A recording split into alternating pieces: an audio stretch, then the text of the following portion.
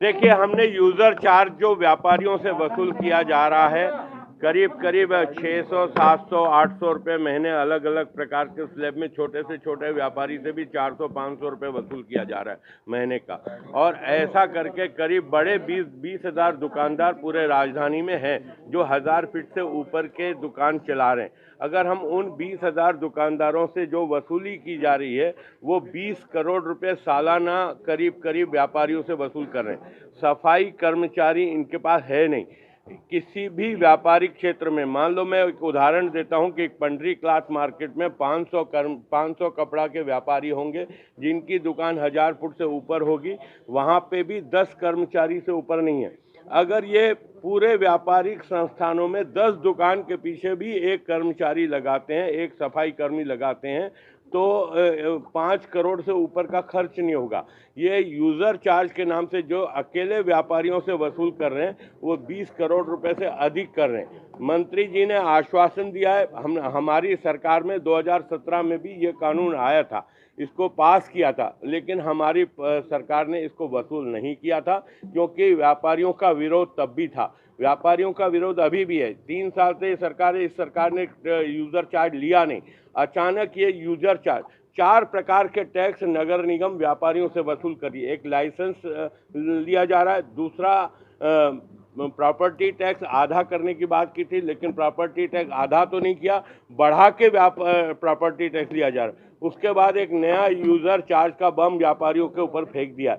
हम लोगों ने कहा है कि आप इसको सहानुभूतिपूर्वक विचार करिए। मंत्री जी ने कहा है कि मैं इसका युक्तिकरण करूंगा, इसको कम करूंगा, ऐसा उन्होंने आश्वासन दिया।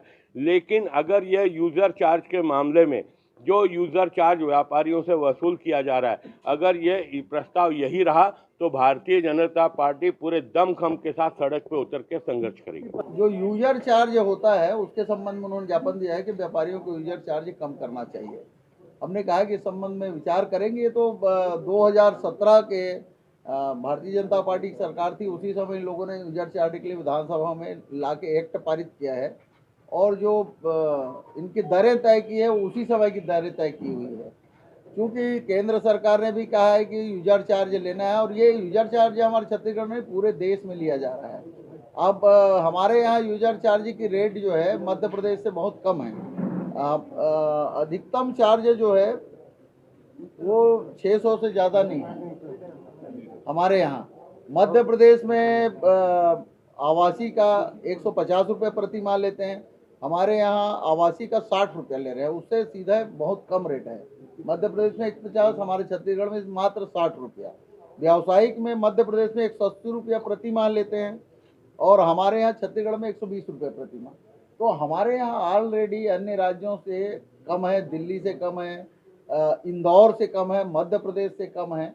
लेकिन अब व्यापारी लोग बोल रहे हैं तो क्या इसमें उन लोगों को मदद दी जा सकती, देखेंगे और जो संभव होगा मदद जरूर करेंगे। ये व्यापारियों को ही करेंगे या आम लोगों के लिए भी छोड़ नहीं, ये तो आम लोगों का भी है, आम लोगों से बहुत कम है, आम लोगों की कहीं कोई शिकायत नहीं है। देखिए, आम लोगों के लिए क्षेत्र में 500 वर्ग फुट आवास तक 20 रुपया प्रति माह लेते हैं और 501 से 1000 वर्ग फुट तक 30 रुपया और 1000 से जो ज़्यादा है उसका 60 रुपया। तो ये तो आम लोगों के लिए आवासीय क्षेत्र में कोई दिक्कत नहीं है।